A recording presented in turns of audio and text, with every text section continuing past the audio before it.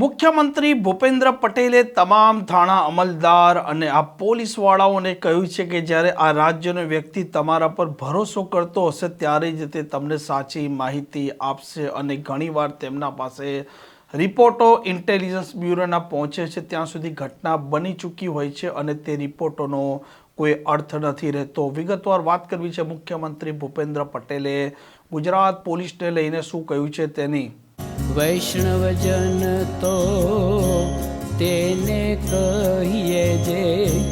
પીડ પરાઈ જાનાને રે।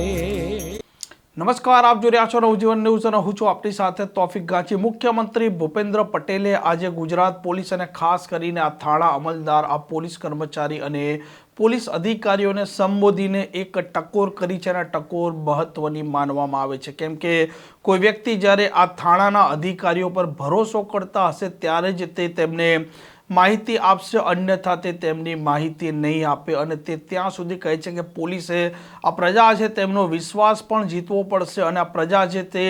સામેથી આ પોલીસ અધિકારીઓ અને કર્મચારીઓ છે તેમને માહિતી પહોંચાડે જેથી કરીને ઇન્ટેલિજન્સમાં આ ગુજરાતનું પોલીસનું ખાતું વધારે મજબૂત થાય અને કોઈ ઘટના બને તે પહેલાં જ આ પોલીસ અધિકારી અને કર્મચારીના પાસે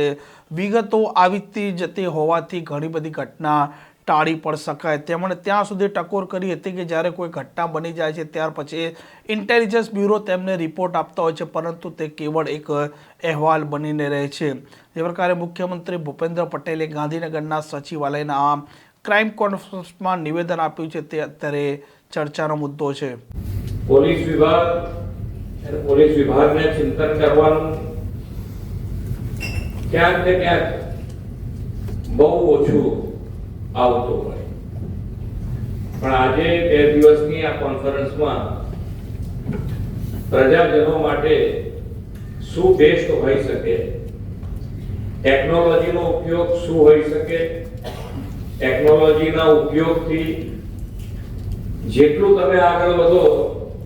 એટલું ખોટા કરવા વાળા બી એની સામે તૈયાર જ હોય છે કે હવે તમે આવું કર્યું, તમે આવું કરવા તૈયાર જ છે। એટલે તમારે હર પળ તૈયારી રાખવી પડે અને એ તૈયારીના ભાગરૂપે આ 2 દિવસની કોન્ફરન્સમાં આમાં ઘણી વખતે આપણે એક લેવલે બેઠા હોઈએ,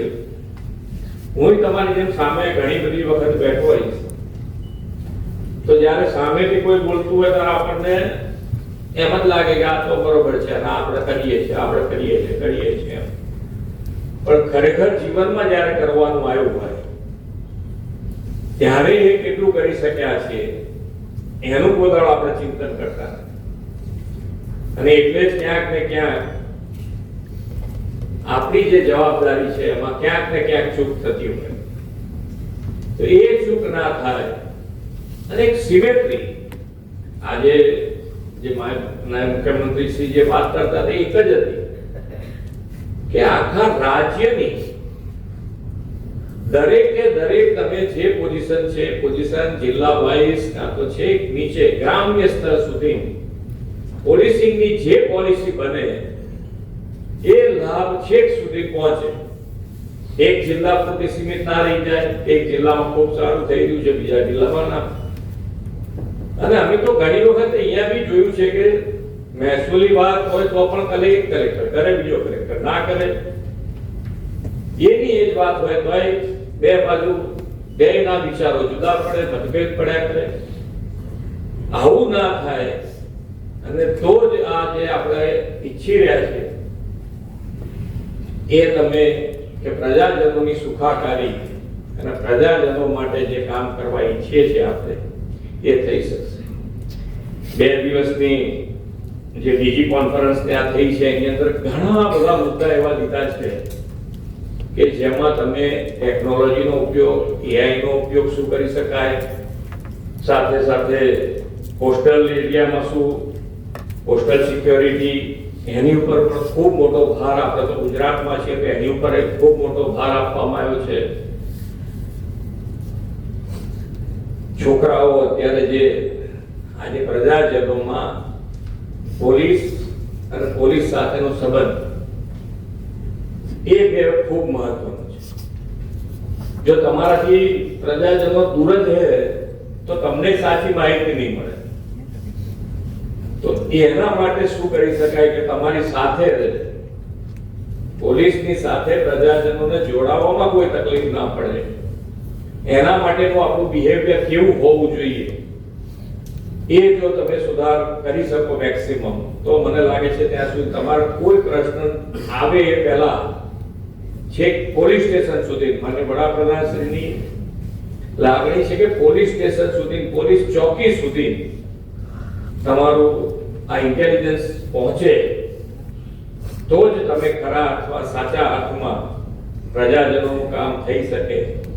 એવો એમનો આગ્રહ, દુરાગ્રહ તો દુરાગ્રહ, તો એ લેવલ સુધી ના આપણે પહોંચો. ઘણી વખતે અમારી પાસે પણ આઈટી ના રિપોર્ટ પહોંચે તો ક્યારે પહોંચે કે થઈ ગયા પછી પહોંચે. હવે એની અંદર તમે શું કરી શકો, એ તો જાણકારી થઈ જાય, પછી જાણકારી થઈ જાય, આપણે એના એક્શન કરીએ, બધું કરીએ પાછળ, પણ એના પહેલા આપણને જો ઇન્ટેલિજન્સ છે, એટલે ઇન્ટેલિજન્સ પ્રજાજનોનું તમે જેટલો વિશ્વાસ વધુ ને વધુ કેળવો એટલો તમને ફાયદો થવાનો છે.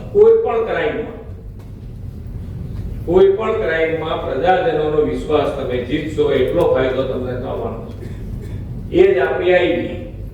પ્રજા તમને કોઈ બી આઈ ગમે ત્યારે કંઈ કહી જાય, ઝડપથી કહી જાય, કામ કેમ કહી જાય તમને, તો કે ભાઈ તમારામાં વિશ્વાસ છે, તમે તરત એક્શન કરશો. એ વિશ્વાસ પડી જાય તો આ ક્રાઇમ, કોઈ પણ ક્રાઇમ આપણે સારી રીતે એને કંટ્રોલ કરવામાં અથવા તો એને નાબૂદ કરવામાં આપણને ખૂબ ફાયદો થાય. ડ્રગ્સમાં પણ આપણે તો એવું જ કહીએ છીએ કારણ કે ડ્રગ્સ એક નાના ઉંમર, એવી ઉંમરના લોકો, છોકરા હોય કે છોકરી હોય, તો એ એવી ઉંમર છે કે એની અંદર એ લોકોને સજા કરતા પ્રેમથી કેવી રીતે પાછા વાળી શકાય એના માટેના ઉદાહરણરૂપ કાર્ય શું હોઈ શકે એના ઉપર પણ માનનીય વડાપ્રધાન શ્રી ખૂબ ભાર મૂક્યો છે.